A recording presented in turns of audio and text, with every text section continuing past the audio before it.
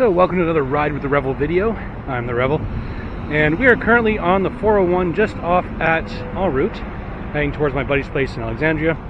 And I decided to pull out the bike for a ride, and I decided to do a review video, because, you know, I've done about a little bit under 2,000 clicks. I think I'll have to check that in a bit, see how far I've actually gone on this thing. And I want to do a review because, unfortunately, most reviews on this bike are done by people who are, you know, 5'6" to 5'10", weigh $160, $180 at most. And, well, I'm 6 foot and I weigh 300 pounds. So, there's not many reviews for people who weigh that big or who are that tall on this bike. And it is actually a wonderful bike for my size. I'm very, very comfortable on this puppy. It does have the Ergo Fit, although I currently have the mid-size, or the mid-reach seat, mid-reach pegs, mid-reach handlebar. I am getting a Corbin seat very shortly that will remedy that. So let's take a look, get on the road with this. I do have to fill up for gas. I'm got about 50 clicks left on it. I'm going to fill up right when I head to Lancaster, before heading up to Alexandria. So let's get on the road and see what she's like.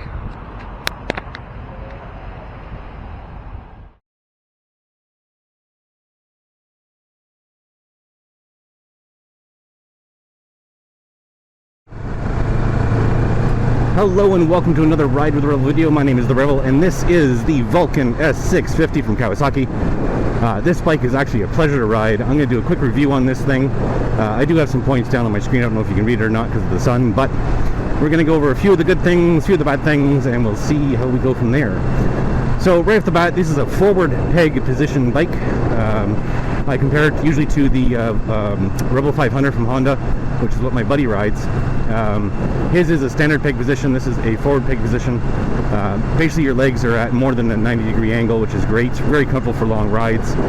It is a cruiser, sports cruiser, so it's meant for longer rides, or at least that's how I believe cruiser is, for cruising and just basically going the distance and not trying to get from point A to point B as fast as you can. Although this does have some balls to it, it does have some pep, which is one of the points I want to talk about, is acceleration as well. But I want to talk about the Ergo Fit. There are a few different types of pegs. You can get 3 different peg positions. In order to move those, though, you do need to have the right size of shifter rod. So you need to talk to your Kawasaki dealer about that to get the different sizes of rods. That'll move your pegs forward an inch or back an inch from the actual mid-reach position. I have the mid-reach seat. There are 3 different seats to this thing. There is the limited reach seat and the extended reach seat, along with the mid-reach that I have. And then there's also the front handlebars, and the difference between those, let's just get into a stop position here. The difference between those is the mid-reach, or the limited reach handlebars, they're angled in a bit more. So instead of being out here, they're down here. So that gives you the Ergo Fit feet, so that the Ergo Fit system, which basically makes it really, really easy for anybody of any size to ride this bike, from like 5'5" to say 6'10". Not that big. Let's get some average numbers in there. Let's 6'4". I myself am 6 foot, 300 pounds, 290-ish. So the reason why I wanted to do this review is the fact that every reviewer that I go to, that I've seen so far, is like, you know, 5'6", 5'9", $160 at most. And they're like, oh, everything fits perfectly. Well, if you're a big person like myself, 6 foot, 290 pounds, it does not fit perfectly. Especially the mid-reach seat. I'm on the borderline. The extended reach seat is for 6'1", I'm 6 foot, but the mid-reach really, really hurts my tailbone. So I'm looking at getting I was looking at getting possibly the extended reach, but I'm actually just going to go right to the Corbin. One of the other things I want to mention about this is the turning radius on these things. On my buddy's 500, Revel 500, he has to really counter steer around turns like this. I can bring this up to about 80 going around this turn, and I just need to lean on this. Now that's a good point and a bad point. I'm not even pushing on this at all. I'm just leaned and I'll make the turn. If you're on a Revel 500 or any other bike for that matter, from what I can recall, I've ridden a Shadow 750, I've ridden a Boulevard 40 S40, and I've ridden the Revel 500, and all of them, when you go around turns like that, you have to literally push to counter steer. I don't have to do that at all. I just have to lean in those turns. Even on an off-ramp turn, which are usually really, really tight, if you're going the right speed, you just have to lean. If you are going a little bit too fast, you may have to push a bit. In one of my earlier videos, I did push going around a turn, and that's when I scraped my pegs, so I was going at it just a little bit too fast, and I scraped my pegs. So some of the other things I really like about this, other than lean and turn, the ErgoFit system, the forward pegs, it has really good acceleration. I mean, I can get this thing really up to speed, especially on highways if I need to pass anybody. My buddy with the Revel 500 says he can't get up to speed and pass anybody. Once he's about 100, 110 kilometers an hour, he just doesn't have the pep to go anywhere. Whereas this bike here, I've been able to get up to 120, 130 to pass somebody real quick, real easy. It's absolutely wonderful. The other thing I like about this particular bike is the dash. It has the tachometer on it. It has the revs. The Revel 500 doesn't have that, and I really don't like it. And I'm not talking about the newest ones. My buddy has a 2018, so he's got just the thin little dash, not the extended dash that they have now. He also has a regular head beam, not an LED. So it's one of the old ones. He got it the year before they actually modified it.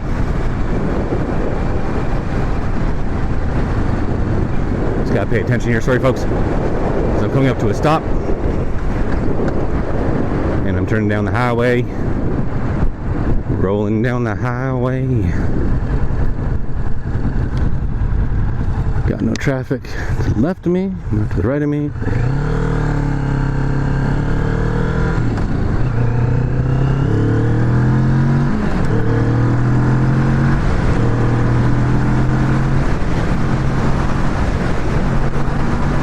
Oh, there we go. Now we switch the gears. As you can get this thing up to speed real fast. So one of the things I want to talk about is I actually like the mirrors. A lot of people who have this bike, they say they don't like the mirrors at all. They look kind of weird, like big, huge Dumbo ears. I like them. I like having full visibility behind me, seeing what's going on around me. I absolutely love the mirrors. They don't shake too much, and I can see all the way behind me. I barely have to tuck in at all to see what's going on behind me. The other thing I like about this bike is it is one of the sporty, it's a sport cruiser, so it's very sporty looking. It's got like already body kit built into it. The Revel 500 has a very, very big exposed engine. Even the Revel 1100 has a big exposed engine. But this bike has, like, it's not exposed at all. It's fully encased. There are some, what I call, like, windows into it, so you can see the engine. But it's got a nice little body kit on it. It's absolutely awesome. The other thing I want to quickly cover was the mileage on this thing. Oh my god. It's average for everybody else. Like for me, I still says I still have 239. I just filled up not too long ago, so it's actually not fully full.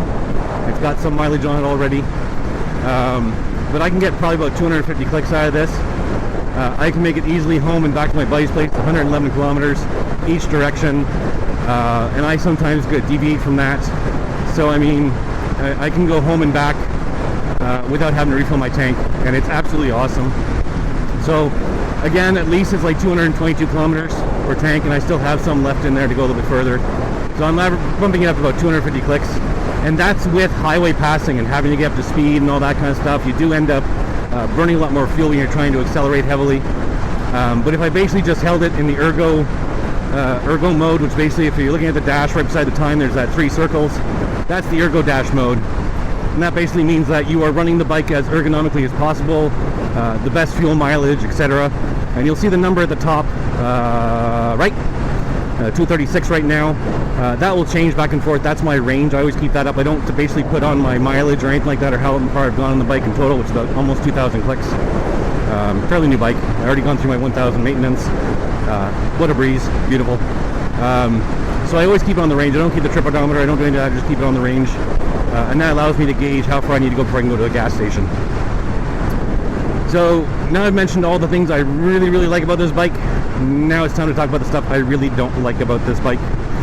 The seat, for one, is very uncomfortable. Like I said, I'm with the mid-reach seat. I was thinking of getting the extended reach, but I'm going to go with the Corbin, and hopefully that feels better. In one of my earlier videos, we did a Canada Day ride, and I ended up hitting a dip in the road along the Aviation Parkway, or the Rockcliffe Parkway over the Aviation, and my bike came up and slammed me in the tailbone, and it's been bruised ever since. So I've been having some problems. I have to stop every about 45 minutes to rest my butt.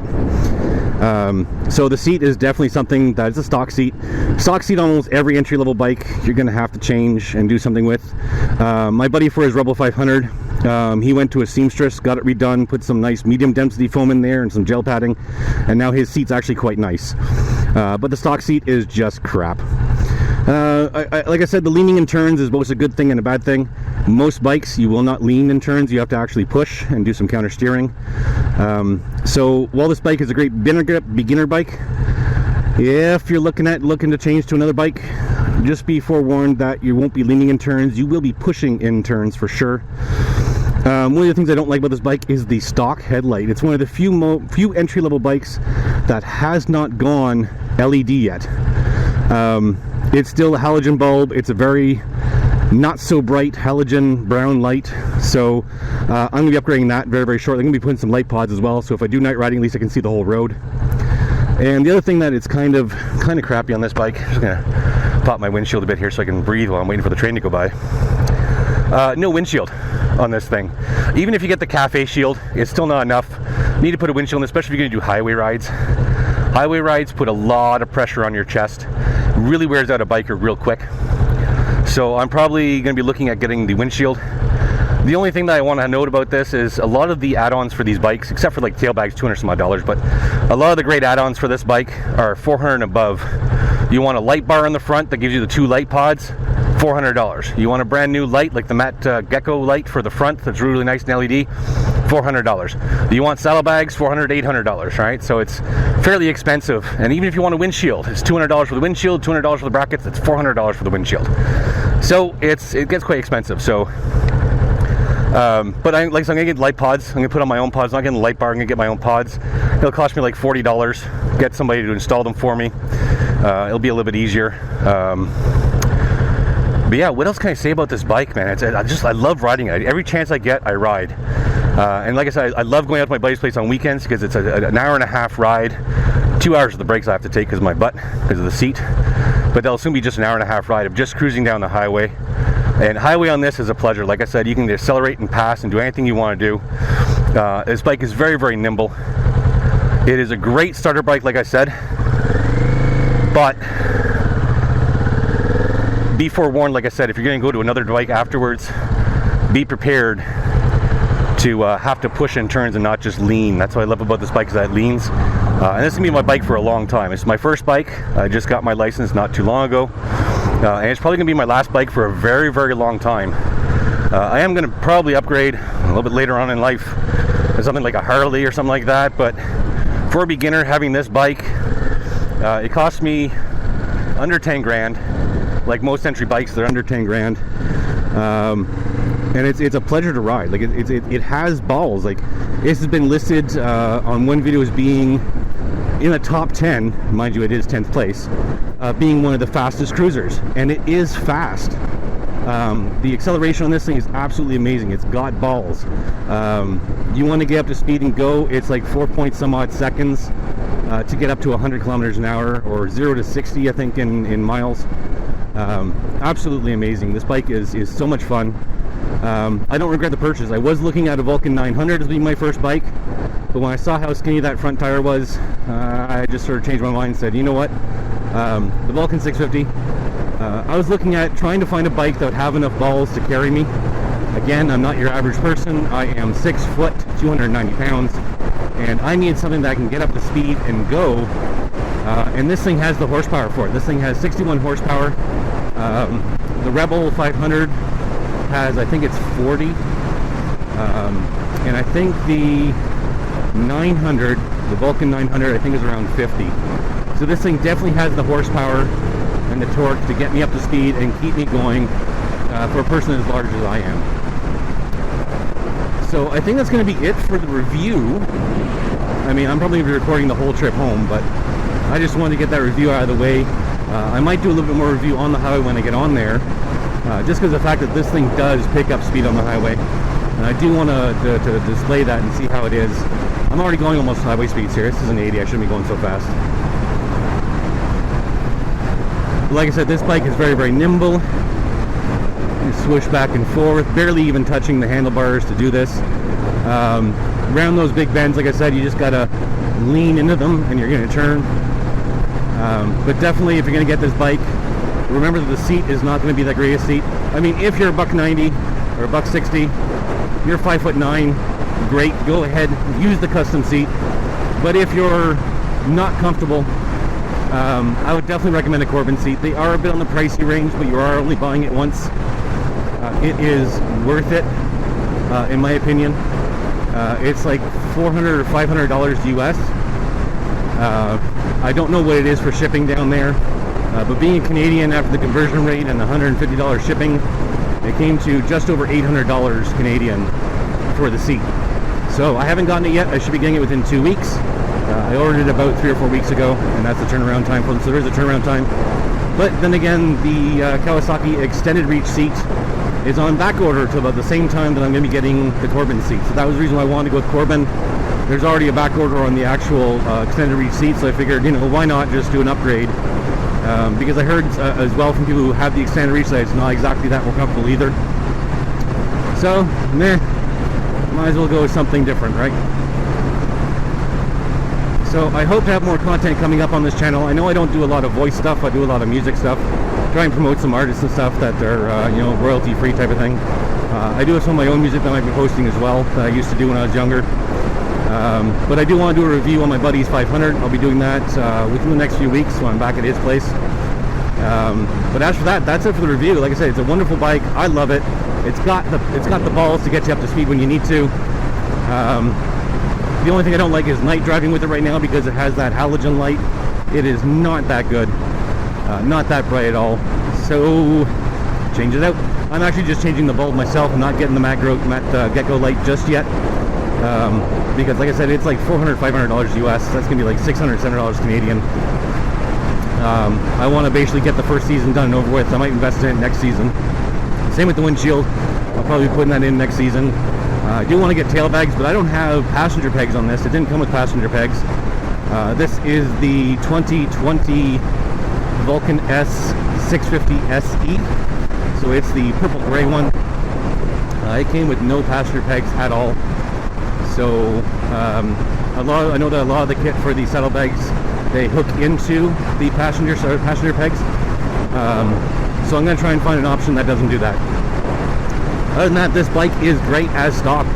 I know a lot of people swap out the muffler. It's the first thing they do. I happen to like the white muffler. I live in downtown Montreal. The last thing I need to do is be blowing out windows going down the side streets. So I'm fine with that. I'm fine with the stock mirrors. I'm pretty much fine with everything stock except for the headlight and the seat.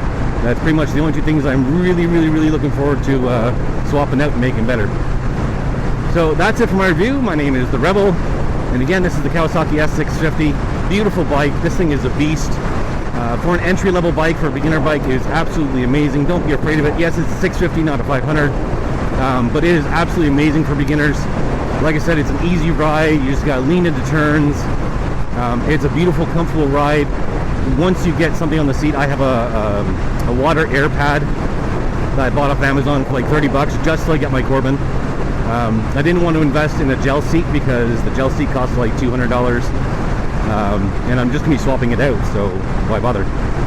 And the seat that I do currently have, I am keeping, and I'm going to go to the same upholsterer that Biosphere went to get his seat done with the medium density foam and the gel padding. I'm going to do the exact same thing because God forbid if I have to get my Corbin serviced, gotta send it back to get the leather redone or whatever. I do have something that I can ride on in the meantime, so we'll figure out how that goes. That'll probably be in winter I do that because I can't carry the seat on my bike at the same time. So I do travel a lot, and I travel with a special backpack that carries all my stuff for me, and I also have the tail bag, which is absolutely amazing. That stores my shoes, my water, my liner for my jacket, as well as a toolkit. Definitely a great addition. Makes the bike look nice and sleek. I'll eventually show you guys a photo of that somewhere in the video. I believe I'll do that, or even just now I'll do that. So yeah, I like the addition to it. I don't really like saddlebag look. It sort of makes it look like really wide. But I figure if I'm getting a windshield, I might as well get the saddlebags and make it look like a touring bike of some sort, But great ride. I absolutely love it. And here we're coming up to another turn. And like I said, you just need to lean into these turns. I don't even have to push on my handlebars at all. I'll show you here. You just sort of, lean into it a bit. And coming up to another turn. It's a nice little S-turn here. And I barely even move. Absolutely amazing bike. Very nimble, very fun to ride. Great on gas mileage. If you're looking for a first bike and you're not into the Honda Revel hype, the Kawasaki 650S, great addition. And I'm going 83. I know my thing says 87, but I'm about 5 over. And he just whipped past me. I wonder what speed he's going. Why am I speeding up? Anyways, that's it for now. Thank you for watching. If you liked, please do like and subscribe. Like I said, I'm going to be putting out more content as soon as I can. I'm going to try and get enough content to end the season nicely. It has been raining quite often, which is why I haven't been biking. Holy crap, guys, I'm going fast and you're passing me. What the hell? Okay, so that's it. Thank you very much for watching. Please do like and subscribe. Tell your friends. And I'll see you in the next. Ciao.